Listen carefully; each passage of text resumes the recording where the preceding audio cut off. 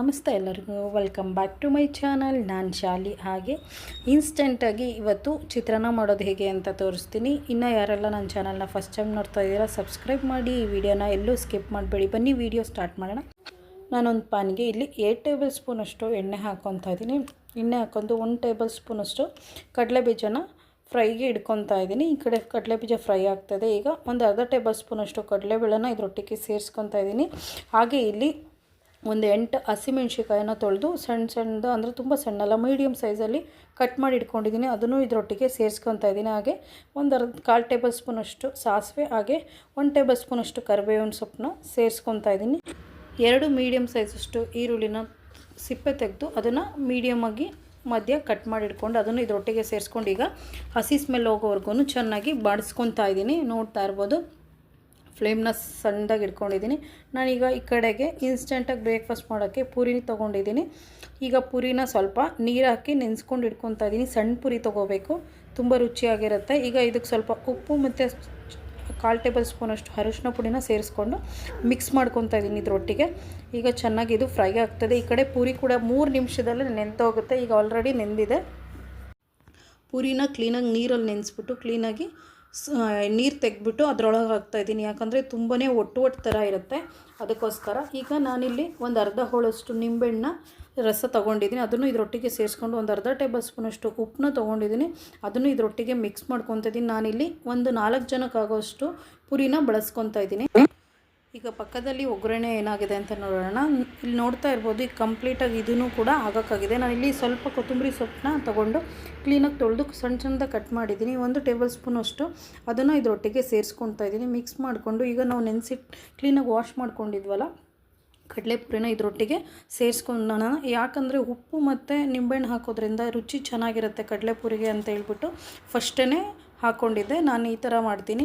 ಒಗ್ಗರಣೆಗೂ ಹಾಕ್ಬೋದು, ಒಗ್ಗರಣೆಗೆ ಹಾಕಿದರೆ ಅಷ್ಟು ಬರೀ ಅದಕ್ಕಾಗುತ್ತೆ, ಬಟ್ ಪುರಿಗೂ ಚೆನ್ನಾಗಿ ಸಿಗಲಿ ಅಂತ ಹೇಳ್ಬಿಟ್ಟು ನಾನು ಇದನ್ನು ಹಾಕ್ಕೊಂಡಿದ್ದೆ. ಚಿತ್ರಾನ್ನ ರೆಡಿಯಾಗಿದೆ. ನಾನು ಇದಕ್ಕೆ ಸೈಡ್ ಡಿಶ್ ಆಗಿ ಈರುಳ್ಳಿ ಬೋಂಡನ ರೆಡಿ ಮಾಡ್ಕೊತಾ ಇದ್ದೀನಿ. ಈರುಳ್ಳಿ ಬೋಂಡಕ್ಕೆ ನಾನಿಲ್ಲಿ 1 ಕಪ್ಪಷ್ಟು ಕಡಲೆಕಾಯಿ ಎಣ್ಣೆನ ತೊಗೊಂಡಿದ್ದೀನಿ. ಹಾಗೆ 4 ಈರುಳ್ಳಿನ ಕಟ್ ಮಾಡಿಕೊಂಡು ಮಧ್ಯಕ್ಕೆ ಅದನ್ನು ಇದರೊಟ್ಟಿಗೆ ಸೇರಿಸ್ಕೊತಾ ಇದ್ದೀನಿ. ಸ್ವಲ್ಪ ಕೊತ್ತಂಬರಿ ಸೊಪ್ಪು, ಸ್ವಲ್ಪ ಕರಿಬೇವಿನ ಸೊಪ್ಪು, ಹಾಗೆ 1 ಕಪ್ಪಷ್ಟು ಕಡಲೆ ಹಿಟ್ಟು, 2 ಟೇಬಲ್ ಸ್ಪೂನಷ್ಟು ಚಿರೋಟಿ ರವೆನ ಸೇರಿಸ್ಕೊತಾ ಇದ್ದೀನಿ. 2 ಟೇಬಲ್ ಸ್ಪೂನಷ್ಟು ಅಕ್ಕಿ ಹಿಟ್ಟನ್ನ ಸೇರಿಸ್ಕೊತಾ ಇದ್ದೀನಿ ಕ್ರಿಸ್ಪಿಗೋಸ್ಕರ. 6 ಹಸಿಮೆಣ್ಸಿಕಾಯಿನ ಪೇಸ್ಟ್ ಮಾಡ್ಕೊಬಂದಿದ್ದೀನಿ, ಅದನ್ನು ಇದರೊಟ್ಟಿಗೆ ಸೇರಿಸ್ಕೊತಾ ಇದ್ದೀನಿ. ಹಾಗೆ 1 ಟೇಬಲ್ ಸ್ಪೂನಷ್ಟು ಪುಡಿ ಉಪ್ಪನ್ನ ಸೇರಿಸ್ಕೊತಾ ಇದ್ದೀನಿ. ತುಂಬ ರುಚಿಯಾಗಿರುತ್ತೆ. ಈ ಥರ ಹಸಿಮೆಣ್ಸಿಕಾಯಿನ ಪೇಸ್ಟ್ ಮಾಡಿ ಹಾಕೋದ್ರಿಂದ ಟೇಸ್ಟ್ ತುಂಬಾ ಚೆನ್ನಾಗಿರುತ್ತೆ.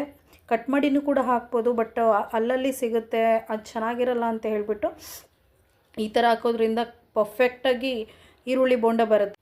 ಈರುಳ್ಳಿನೂ ಬೇಗ ನೀರು ಬಿಡ್ಕೊಳ್ಳೋದ್ರಿಂದ ನಾನಿಲ್ಲಿ 1/4 ಕಪ್ಪಷ್ಟು, ಅಂದರೆ ಹಸಿಮೆಣ್ಸಿಕಾಯಿನ ಪೇಸ್ಟ್ ಮಾಡಿದ್ವಲ್ಲ ಅದೇ ಜಾಡಿಗೆ ನಾನು 1/4 ಕಪ್ಪಷ್ಟು ನೀರನ್ನ ಸೇರಿಸ್ಕೊಂಡು ಇದರೊಟ್ಟಿಗೆ ಮಿಕ್ಸ್ ಮಾಡ್ಕೊತಾ ಇದ್ದೀನಿ.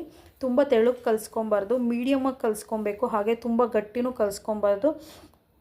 ಅದು ಇಲ್ಲಿ ನೋಡ್ತಾ ಇರ್ಬೋದು ಯಾವ ಹದದಲ್ಲಿ ಕಲಿಸ್ಕೊತೀನಿ ಅಂತ. ನೋಡಿದ್ದೀರಾ, ಈ ಹದದಲ್ಲಿ ಕಲಿಸ್ಕೊಂಡಿದ್ದೀನಿ ಈ ಮೆಜರ್ಮೆಂಟಲ್ಲಿ. ಈಗ ನಾನು 1/4 ಟೇಬಲ್ ಸ್ಪೂನಷ್ಟು ಸೋಡಾ ಪುಡಿ, ಹಾಗೆ ಎಣ್ಣೆಗೆ ಉಪ್ಪನ್ನ ಹಾಕ್ಕೊತಾ ಇದ್ದೀನಿ. ಈ ಥರ ಎಣ್ಣೆಗೆ ಉಪ್ಪು ಹಾಕೋದ್ರಿಂದ ಬೋಂಡ ಜಾಸ್ತಿ ಎಣ್ಣೆ ತಗೊಳ್ಳಲ್ಲ. ಅದೇ ಪರ್ಪಸಿಗೋಸ್ಕರ ನಾನು ಈ ಟ್ರಿಕ್ಸ್ನ ಯೂಸ್ ಮಾಡ್ತೀನಿ. ಎಣ್ಣೆನ ಮೀಡಿಯಮ್ ಫ್ಲೇಮಲ್ಲಿ ಇಟ್ಕೊಂಡಿದ್ದೀನಿ. ಈಗ ಹಾಕ್ಕೊತಾ ಇದ್ದೀನಿ ಬೋಂಡನ. ನೋಡ್ತಾ ಇರ್ಬೋದು, ಎಣ್ಣೆ ಬೇಗ ಕಾಯ್ದಿರೋದ್ರಿಂದ ಬೇಗನೆ ಬೋಂಡ ಹಾಕ್ತಾಯಿದೆ. ಈಗ ತಿರುಗಿಸಿ ಹಾಕ್ಕೊತಾ ಇದ್ದೀನಿ. ಮ್ಯಾಕ್ಸಿಮಮ್ ಒಂದು 4 ನಿಮಿಷದ ತನಕ ಹಾಕ್ಕೊಂಡಿದ್ದೀನಿ. ಈಗ ಫ್ಲೇಮ್ನ ಸಣ್ಣಗೆ ಮಾಡಿದ್ದೀನಿ. ತಿರುಗಿಸ್ಕೊಂಡ್ಮೇಲೆ ಮೇಲ್ಗಡೆ ಗರಿ ಗರಿಯಾಗಿ, ಒಳಗಡೆ ಸಾಫ್ಟಾಗಿ ಬರುತ್ತೆ. ಪರ್ಫೆಕ್ಟ್ ಟೇಸ್ಟ್ ಬಂದಿರುತ್ತೆ. ಟ್ರೈ ಮಾಡಿ ಒಂದ್ಸಲಿ. ಕಡಲೆಪುರಿ ಜೊತೆ ಮಿರ್ಚಿ ಬೋಂಡ ಕಾಂಬಿನೇಷನ್ ಅಂತ ಹೇಳ್ಬೋದು, ಬಟ್ ಆದರೆ ನಾನು ಸ್ಪೆಷಲಾಗಿ ಚೇಂಜಸ್ ಇರಲಿ ಅಂತ ಹೇಳ್ಬಿಟ್ಟು ಈರುಳ್ಳಿ ಬೋಂಡನ ಮಾಡಿದ್ದೀವಿ. ರೇರು ನಮ್ಮ ಮನೇಲಿ ಬೋಂಡ ಮಾಡೋದು. ಈಗ ಬೋಂಡ ರೆಡಿಯಾಗಿದೆ. ನೋಡ್ತಾ ಇರ್ಬೋದು, ಕಂಪ್ಲೀಟಾಗಿ ಬೆಂದಿದೆ. ನೋಡಿದ್ರಲ್ಲ, ಸಿಂಪಲ್ ಆ್ಯಂಡ್ ಕ್ವಿಕ್ಕಾಗಿ ಈರುಳ್ಳಿ ಬೋಂಡನ ಹೇಗೆ ಮಾಡೋದು ಅಂತ ಕಡಿಮೆ ಇಂಗ್ರೀಡಿಯೆಂಟ್ಸ್ ಹಾಕ್ಬಿಟ್ಟು ನಾನು ತೋರಿಸಿದ್ದೀನಿ.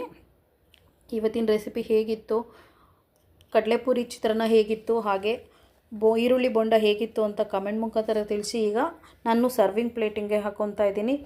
ಡಯಟು ಅಂತ ಹೇಳ್ಬಿಟ್ಟು ಬೋಂಡ ಇದನ್ನೆಲ್ಲ ತಿಂತೀರಾ ಅಂತ ದಯವಿಟ್ಟು ಅಂದ್ಕೊಬಿಡಿ, ಬಟ್ ಇದು ನನ್ನ ಪ್ಲೇಟ್ ಅಲ್ಲ, ಸರ್ವಿಂಗ್ ಪ್ಲೇಟು. ನನ್ನ ಪ್ಲೇಟ್ ಬೇರೆಯೇ ಇದೆ, ಇದು ಮನೆಯವರಿಗೋಸ್ಕರ ಮಾಡಿದ್ದು. ಹಾಗೆ ನಾನು ಕಾಫಿ ಡಿಕಾಕ್ಷನ್ ಮಾಡ್ಕೊಂಡಿದ್ದೆ. ಕಾಫಿ ಡಿಕಾಕ್ಷನ್, ನನಗೆ ಕಾಫಿ ಅಂದರೆ ತುಂಬ ಇಷ್ಟ, ಸೊ ಕಾಫಿನ ಕುಡಿತೀನಿ ಒಂದು ಟೈಮು.